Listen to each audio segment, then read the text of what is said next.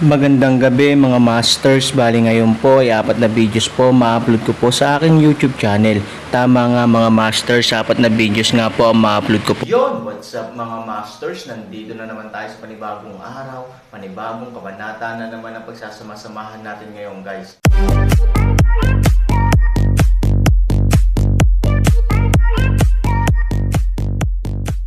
Bali mga masters, kung bago ka pa lang po sa aking YouTube channel, please click the subscribe button, lalong-lalo na po yung notification bell guys, para maging connected pa rin tayo sa isa't isa at maging updated kayo sa mga susunod ko pang video.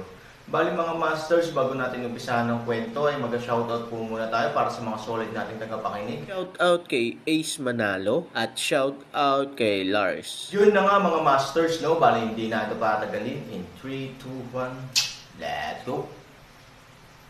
Mga master, magbabalik tayo sa pag-upload ng 4 na videos everyday simula ngayon araw. Salamat sa solid na pagsuporta mga master. Matapos malutas ang problema ni Ivory, kailangang isipin ni Aaron ang kanyang sarili. Bagamat wala siyang gaanong pagmamahal sa pamilya Han, kung tutusin, buhay pa si Han Tianyang. Mahalaga pa rin sa kanya ang lolo na ito. Pagkatapos ng lahat, sa pamilyang Han, ang Aaron ay nakaramdam lamang ng pagmamahal kay Han Tianyang. Ngayon, ang oras ng pag-alis ay papalapit ng papalapit. Kailangan pang ipaliwanag ni Han Sanchen kung bakit siya nawala kay Han Tianyang. Siyempre, walang balak si Han Sanchen na sabihin kay Han Tianyang ang totoo, kaya sa eroplano makalipas ang 2 araw, gumawa si Han Sunny ng isang kwento sa kanyang isipan, umaasang ipaalam kay Han Tianyang na hindi na siya babalik sa tahanan ni Han na may dalang nakakakumbinsi na kwento. Gayunpaman, mahirap pa rin para sa Aaron. Bagamat hindi siya nakipag-ugnayan ni Han Tianyang sa oras na dumating siya sa Yuncheng, alam ni Han Sanchen na malamang na binibigyang pansin ni Han Tianyang ang pag-unlad ng Yuncheng at alam niya ang kanyang ginawa. Mahirap ipaliwanag kung paano umalis ng tuluyan. Lumapag ang eroplano sa Yanjing Airport. Pagkaalis ni Aaron sa airport, naramdaman niyang sinusundan siya. Gayunpaman, hindi mahulaan ni Aaron kung sino siya at kung ano ang gusto niyang gawin. Kung tutusin, hindi na siya nakabalik sa Yanjing sa loob ng maraming taon. Isang taxi papunta sa lungsod, Aaron sa isang lane sa labas ng kotse, at pagkatapos ay mabilis na lumapit sa lane. Nagmamadali ang lalaking sumunod sa kanya. Natakot siya na mawalan siya ng Aaron, kaya bumulusok siya sa eskinita. Dahil sa pag-aalala niya ay diretso niyang inilantad ang kanyang kinaroroonan sa harap ng Aaron. Ano ang gusto mong gawin pagkatapos kitang makasama ng matagal? Humihingi ng paraan ang Aaron. Hindi inaasahan ng lalaki na matagal na siyang napansin ni Aaron. Medyo nagulat siya, ngunit pilit niyang itinago ang kanyang gulat at sinabing, "Sumunod ka. Hindi kita kilala. Bakit kita susundin? Gusto ko nang umuwi. Nasa Yanjing ako, kaya wala akong kaaway, at walang gaanong naglalakas loob na lumaban sa akin." Nagpakita ng kanyang lakas sa Wuji Summit, hindi na nang ahas na baliwalain ni Yanjing ang 3 salita ng Aaron. Dahil dito, maging ang pamilyang Han ay mas umunlad, kaya kakaiba ang pakiramdam ni Aaron bakit may sumusunod sa kanya sa sandaling bumalik siya Yanjing. "May ayaw bang mabuhay? Umalis ka sa daan ko. Uuwi na ako." Niyuko ng lalaki ang kanyang ulo at diretsyong nilagpasan ang Aaron. Bahagyang kumunat ang 3,000 kilay ni Han, hanggat iniisip niya, ay maaaring pigilan ang taong ito na umalis, at mayroon din siyang paraan para hayaan ang taong ito na agad, ang pagsingaw ng tao. Gayunpaman, hindi ito nagawa ni Han, ngunit ang taong ito ay isang eyeliner lamang. Ang Aaron, na dating pumapatay ng mga inosenteng tao nang walang pinipili, ay hindi gagawin ang pareho ngayon at sa hinaharap, dahil ipinanganak sa lupa. Itinuturing ng Aaron ang buhay ng tao bilang napakahalaga. Maliban kung kailanganin niya, ang Aaron ay hindi mapupunta sa yugto ng pagpatay ng mga tao. Sabihin mo sa mga nasa likod mo na kaya kung kunin na parang hindi nangyari ngayon, pero kung mangyayari ulit ito sa hinaharap, bibisitahin kita ng personal. Sabi ni Aaron. Hindi man lang huminto ang lalaki kahit saglit. Sa halip, mabilis siyang umalis. Bahagyang ngumiti si Han Sanchen. Napakadali para sa kanya na malaman kung sino ang nasa likod ng mga eksena. Kailangan lang niyang makita kung sino ang makikita niya mamaya.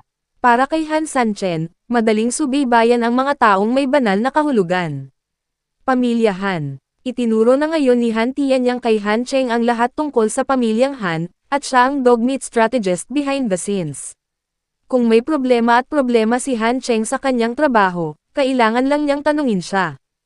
Ang ilang maliliit na bagay ay maaaring malutas sa kanyang kakayahan.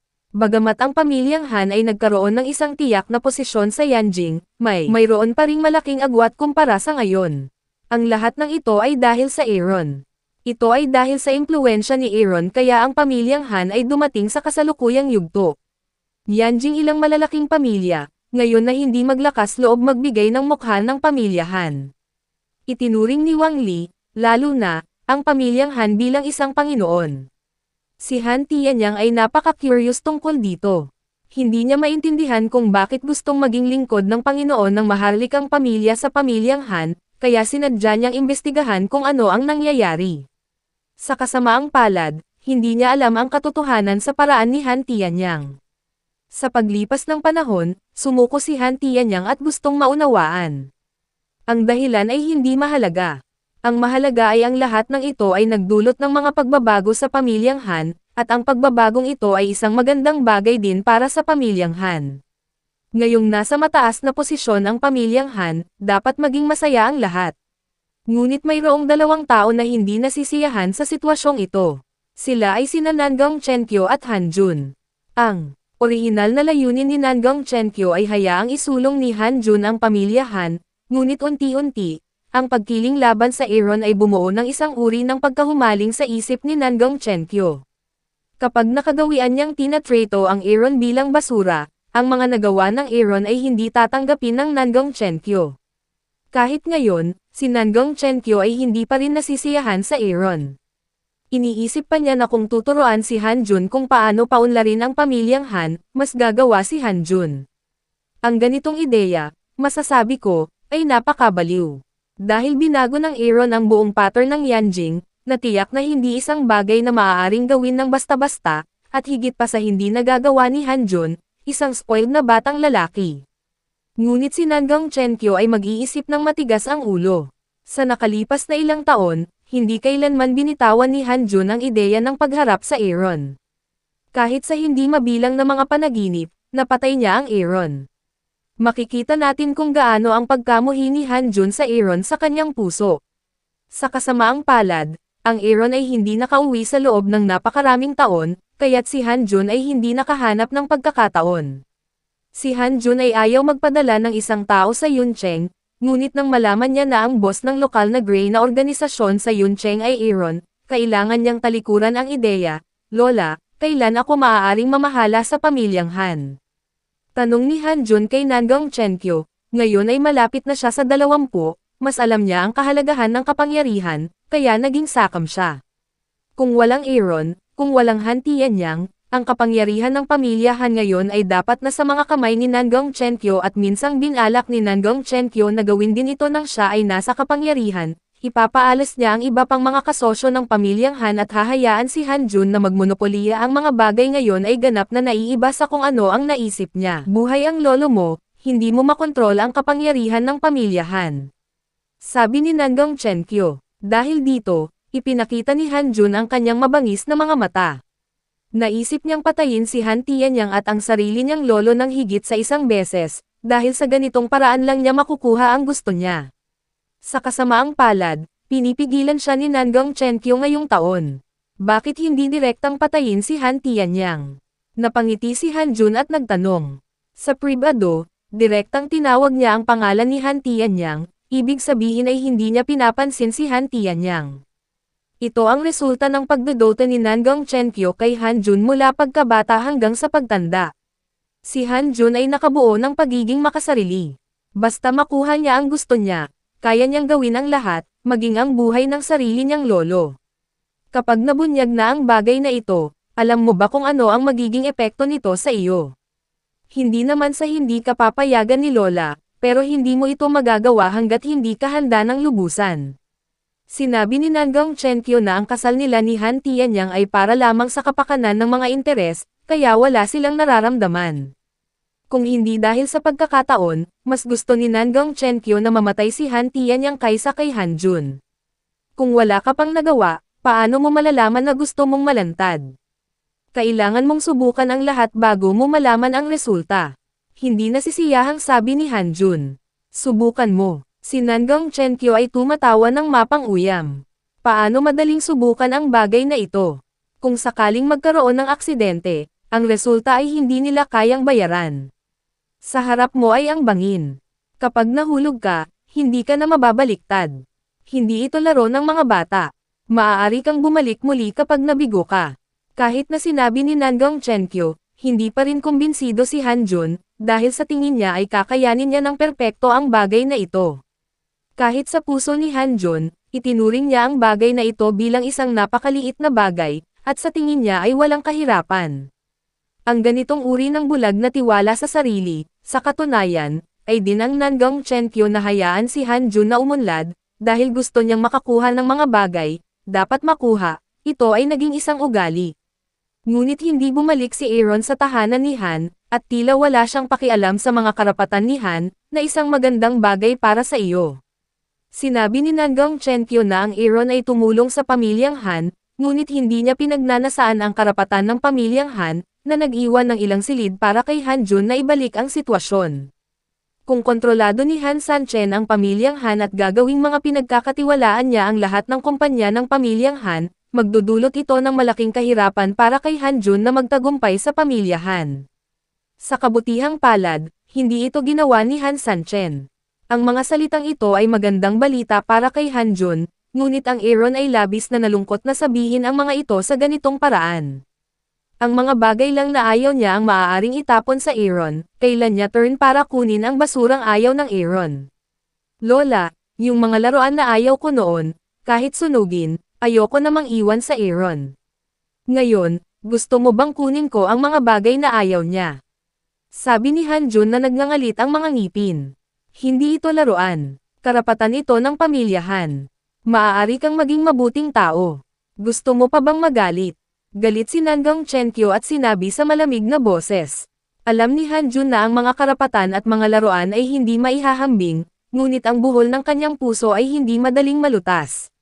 Lola, wala po akong init ng ulo, kaya lang po. Maya-maya lang ay tumunog ang telepono ni Nangang Chenkyo. Kapag nakakonekta ang telepono, nagiging mas mahigpit ang ekspresyon ni Nangang Chenkyo. Isang hindi kilalang premonition ang isinilang sa puso ni Hanjun. Kahit na hindi niya alam kung ano ang nangyari, talagang hindi Nangang Chenkyo ang kanyang mukha. Nakikita ko. Nang ibinaba ni Nangang Chenkyo ang telepono, hindi na makapaghintay si Hanjun na magtanong, Lola, ano po ang problema? Bumalik na ang Aaron. Sinabi ni Nangang Chenkyo na ilang sandali ang nakalipas, natutuwa pa rin siya na hindi kontrolado ng Aaron ang karapatan ng pamilyang Han, ngunit ngayon ay bumalik na siya, kaya medyo nag-aalala si Nangang Chenkyo. Sa sandaling hayaan ang Aaron na tumitig sa kapangyarihan ng pamilyang Han, talagang hindi ito magandang balita para sa kanilang biyenan at apo. Dahil hanggat gusto ng Aaron, tiyak na ibibigay ito ni Han Tianyang. Ito ay isang napakalinaw na bagay para sa Nangang Chenkyo. Ngunit ang hindi alam ni Nangang Chenkyo ay hindi man lang binibigyang pansin ng Aaron ang mga secular na karapatang ito. Walang kwenta ang tinatawag niyang status sa harap niya. Hanjun clenched his teeth in an instant. Just hearing Aaron, he could not control his killing intention. Lola, para saan siya bumalik? Tanong ni Hanjun. Nangang Chenkyo shake his head blankly, and she can, ang layunin ng Aaron, gayunpaman, si Nangang Chenkyo, na higit na nakakaalam tungkol sa Yuncheng, ay hindi nag-iisip na babalik si Aaron sa Yanjing upang humingi ng tulong kay Han. Ang bagong proyekto sa lugar ng Yuncheng ay napakahusay. Logically speaking, walang lugar para sa pamilya Han na tulungan siya, maliban na lang kung ang kanyang hangarin ngayon ay wala na ang karapatang kontrolin si Yuncheng. Sabi ni Nangang Chenkyo sa malalim na boses. Yun na nga mga masters, no? Bali panibagong kabanata na naman yung natapos natin ngayong gabi. Muli, maraming salamat po.